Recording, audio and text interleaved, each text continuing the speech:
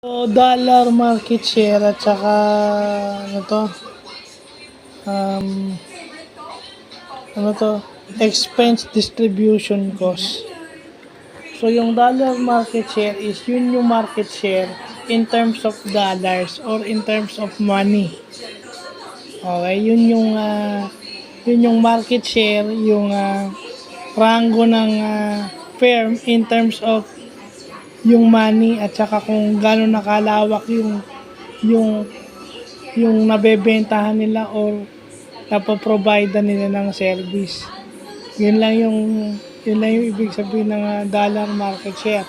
Yun namang ano to expense distribution cost. Yun naman yung mga gastos for delivery, shipment, and distribution or kumbaga yung logistics para maihatid sa consumer yung produkto from the manufacturer.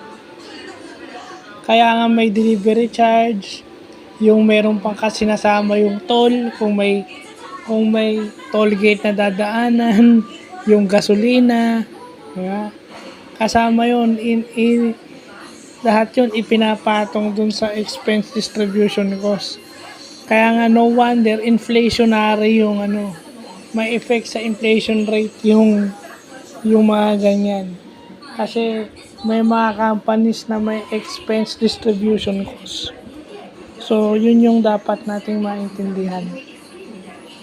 Kasi, yun na nga, taas ang taas, sila rin naman, pag hindi sila nagtaas, malulugi rin sila. Pero, ang masakit doon, ang tendency, sumobra. Lahat pinasa sa consumer. Yun ang masakit dito sa Pilipinas. So, yun lang po.